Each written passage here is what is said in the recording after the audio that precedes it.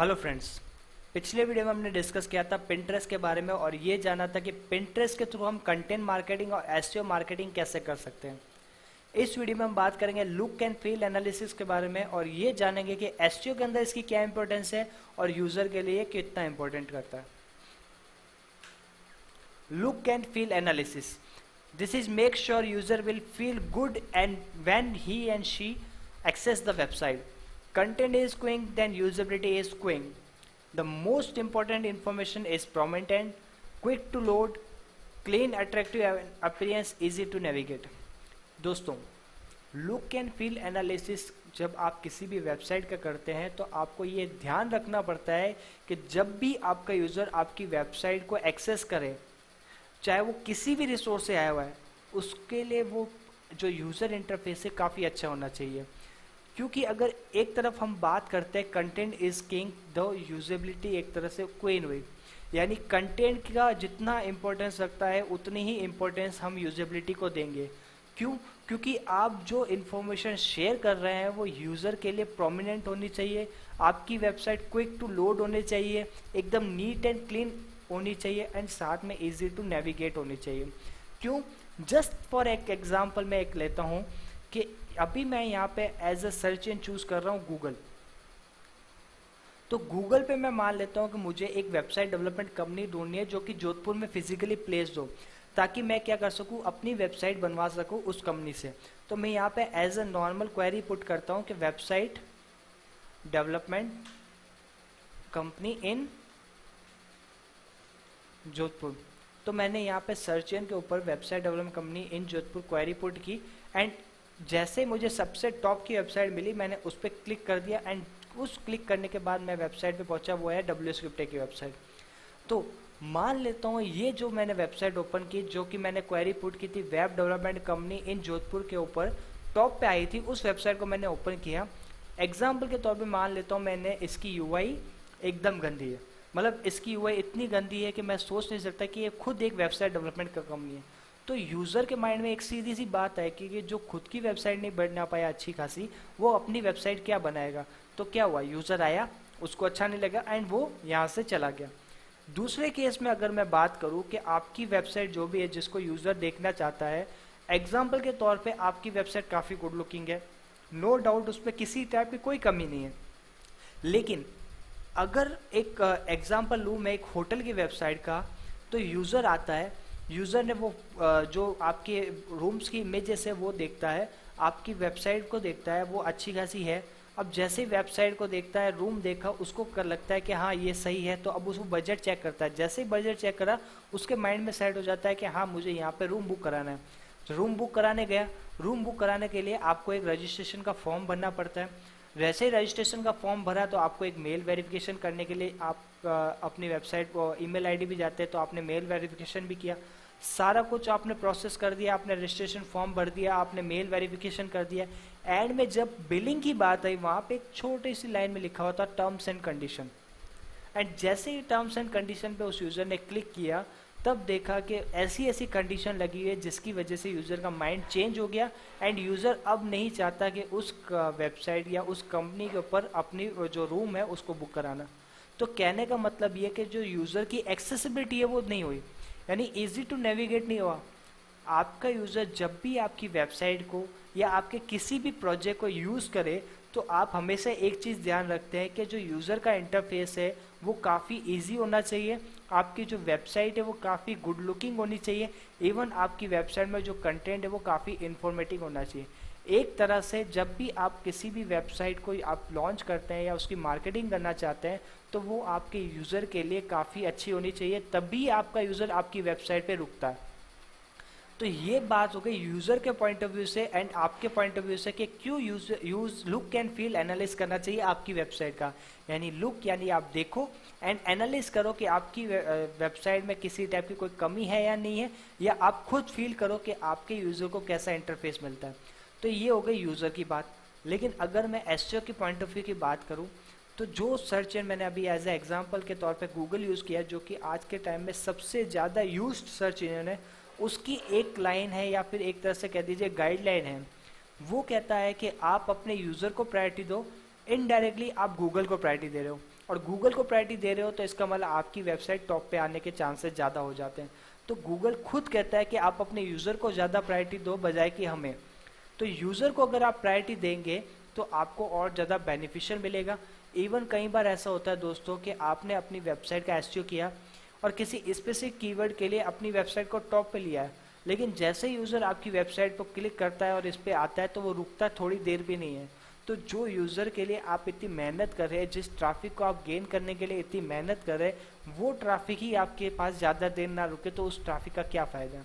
तो एसईओ के अंदर एक इम्पोर्टेंट रोल होता है टेस्टिंग का, यानी आपकी वेबसाइट जो है उसकी एक तरह से टेस्टिंग करिए, एक मैनुअल टेस्टिंग कह सकते हैं जिसको, जिसमें user look and feel analysis उसको टेक्निकल टर्म में कह सकते हैं, ताकि उसमें एसईओ एक्सपर्ट या जो भी आपका जो बंदा जो इस वेबसाइट से रिलेटेड मार्केटिंग का काम करता है वो इस वेबसाइट को कम्प्लीटली देखेगा और ये चेक करेगा कि क्या ये यूज़र के लिए ईजी टू यूज़ है या नहीं है।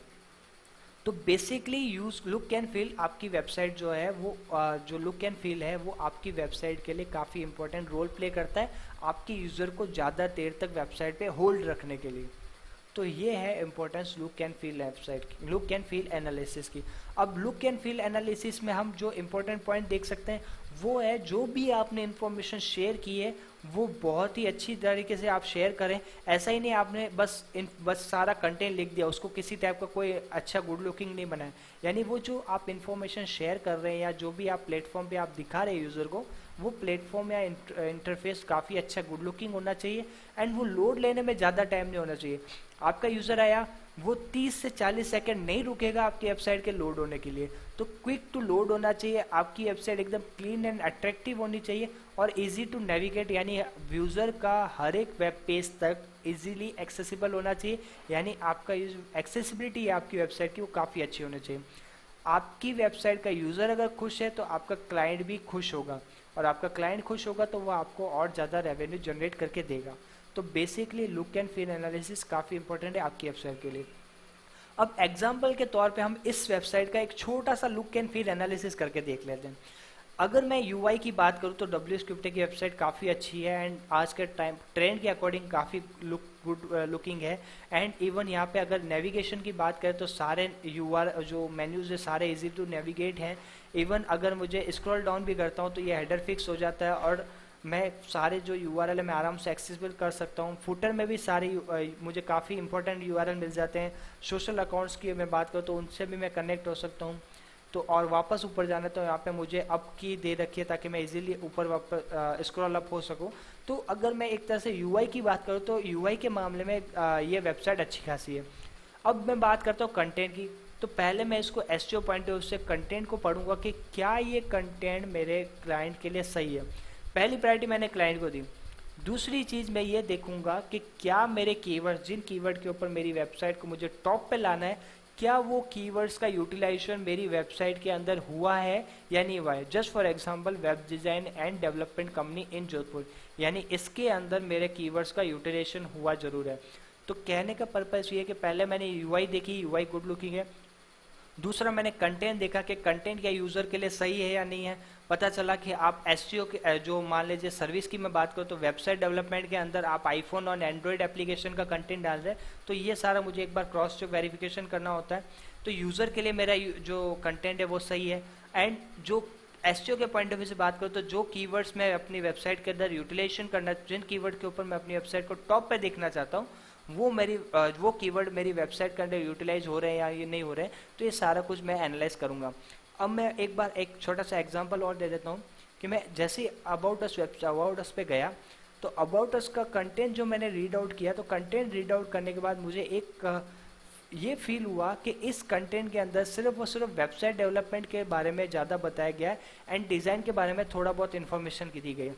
लेकिन जो अदर सर्विसेज है जैसे कि e-commerce solution, PHP to HTML conversion, mobile responsive, iPhone and Android application, search and optimisation, web hosting and domain registration, in other services के बारे में एक बार भी इस पेज के अंदर डिस्क्राइब नहीं किया हुआ है।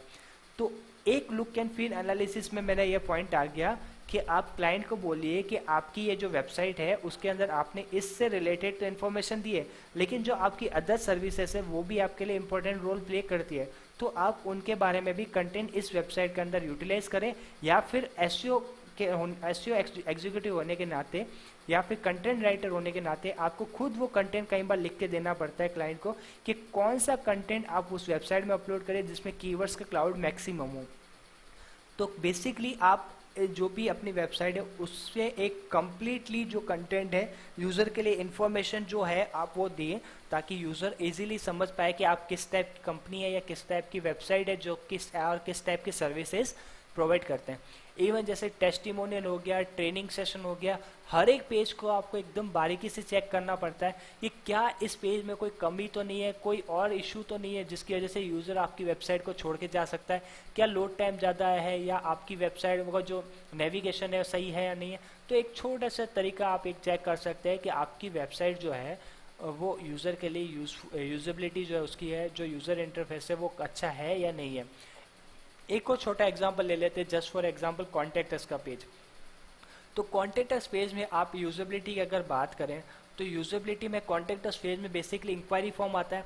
अब इस इंक्वायरी फॉर्म को जब आप फिलअप करते हैं तो आपका यूज़र आपके साथ कनेक्ट हो जाता है। तो आप जैसे इस वेबसाइट का अगर लुक एंड फील एनालिसिस करते हैं तो आप खुद इस फॉर्म को फिलअप करके चेक करिए क्या जो इन्फॉर्मेशन आपने फिल की है तो वो आपके इस वेबसाइट के ओनर के पास सही तरीके से जा रही है या नहीं जा रही। क्योंकि अगर कोई यूज़र यहाँ पे आता है और इस कांटेक्ट करना चाहता है आपके इस वेबसाइट के ओनर से तो उसके पास इन्फॉर्मेशन जरूर पहुँचनी चाहिए। तो एक तरह से आपको ये छोटी मोटी टेस्टिंग भी करनी पड़ती है कई बार आपके एसईओ के अंदर, ताकि आपका यूज़र और ज़्यादा अच्छा फील कर सके और उसका जो यूज़र इंटरफेस है बेस्ट हो सके। तो आपका यूज़र जितना ज़्यादा आपकी वेबसाइट पे रुका, एसईओ के अंदर आपको उतनी ज़्यादा इंपॉर्टेंस मिलेगी, चाहे वो किसी भी रिसोर्सेज से आया हो। अगर यूज़र आपकी वेबसाइट पे ज़्यादा देर रुकता है तो आपको एसईओ के अंदर काफ़ी अच्छा रोल इंपॉर्टेंस मिलती है और थोड़ी सी रैंकिंग अप हो जाती है इसकी वजह से भी। लेकिन अगर आपका यूज़र आता है और वो रुकता भी नहीं है आपकी वेबसाइट पर, सडन छोड़ के चला जाता है, तो आपकी वेबसाइट की बाउंस रेट बढ़ती है एंड आपकी वेबसाइट की रैंकिंग डाउन हो जाती है। तो कुल मिला के लुक एंड फील एनालिसिस आपको यूज़र के आपकी वेबसाइट पर होल्ड रखने के लिए है, और जितना ज़्यादा होल्ड होगा यूज़र आपकी वेबसाइट पे उतना ज़्यादा आपको एसईओ में इंपॉर्टेंस मिलेगी। और एसईओ के साथ साथ अगर आपका यूज़र हैप्पी है तो आपका क्लाइंट भी हैप्पी रहेगा। तो आप किसी भी वेबसाइट का एसईओ करने से पहले उसका लुक एंड फील एनालिसिस ज़रूर करिए ताकि आपको और ज़्यादा रेवेन्यू जनरेट हो सके। Thank you so much. I hope आपको एकदम क्लियर हो गया होगा कि look and feel analysis user and SEO दोनों की रेस्पेक्ट में क्यों इंपॉर्टेंट है। लेकिन फिर भी अगर आपको किसी टाइप की क्वेरी है तो आप नीचे कमेंट कर सकते हैं। इवन आप हमारे यूट्यूब चैनल को सब्सक्राइब भी कर सकते हैं आने वाले वीडियोज़ की नोटिफिकेशन के लिए। साथ ही साथ आप हमारे इन सोशल अकाउंट पर कॉन्टैक्ट भी कर सकते हैं। Thank you so much, keep enjoying.